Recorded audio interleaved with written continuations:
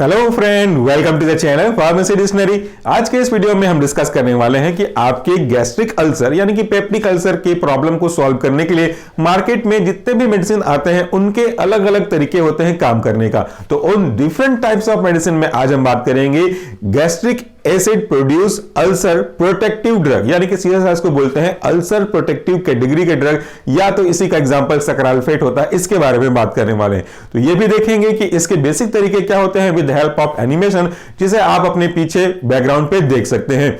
जब ये आप वीडियो को देख रहे हैं, मुझे सुन रहे हैं, तो आपके हाथ में, मेरे हाथ में ये ग्लव्स देख करके आप सोच भी रहे होंगे कि आज सर ने ये ग्लव्स क्यों पहना हुआ है। ये ग्लव्स मैंने इसलिए पहना है ताकि कॉन्सेप्ट को मैं आपको बहुत आसानी से समझा सकूं।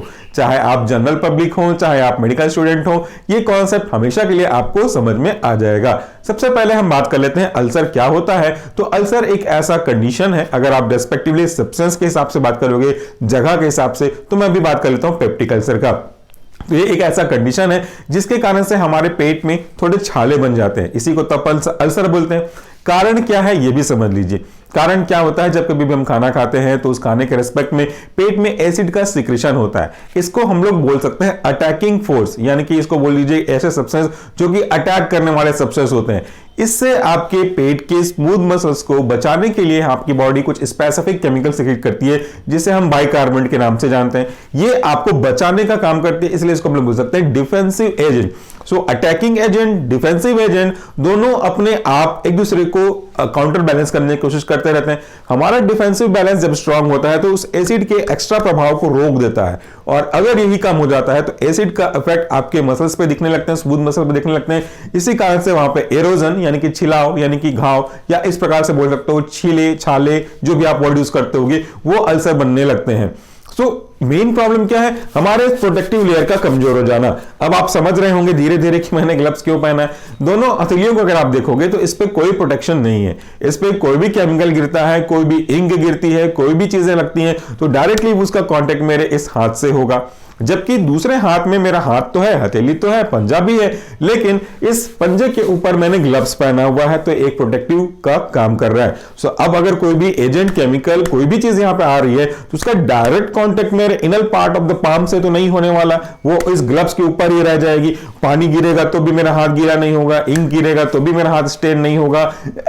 सॉरी, ये आपके इस ग्लव्स का काम होता है। सो जो हमारे अल्सर प्रोटेक्टिव एजेंट होते हैं, जिसका एग्जांपल मैंने बताया सक्रालफेट, वो ऐसा एजेंट है जो आपके उस पर्टिकुलर अल्सर के ऊपर इस तरीके का प्रोटेक्टिव फिल्म बनाने का काम करता है। तो जब प्रोटेक्टिव फिल्म बन जाएगी तो जो एसिड है इसका for short duration of time contact नहीं होगा आपके उस पर्टिकुलर स्मूथ मसल से, या अगर अल्सर पहले से हो गया है तो उस छाले के साथ। तो इस तरीके से ये अपना प्रोटेक्शन का काम करता है।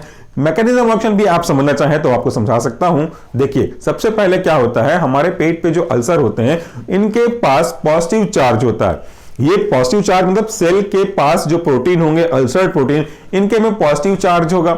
और जब हम सक्रालफेट लेते हैं तो इसका जो सॉल्यूशन है उसके पास केमिकल नेचर के हिसाब से अगर आप बात करोगे तो नेगेटिव चार्ज होते हैं। और ये तो हमने बचपन से पढ़ा हुआ है कि पॉजिटिव नेगेटिव चार्ज एक दूसरे को अट्रैक्ट करते हैं। So whenever we take that kind of syrup like sucralfate, ये आपके ओरल रूट से होता हुआ आपके जीआईटी में पहुंचता है, और जीआईटी में जो अल्सर बने हुए हैं जिसके पास पॉजिटिव चार्ज है उसके पास अट्रैक्ट होकर पहुंच जाता है। सो पॉजिटिव चार्ज के पास नेगेटिव चार्ज वाले सक्रालफेट पहुंचेंगे तो चिपक जाएंगे, और इस तरीके से वो चारों तरफ चिपक करके एक प्रोटेक्शन या एक लेयर या एक फिल्म का फॉर्मेशन जैसा करने का काम करते हैं।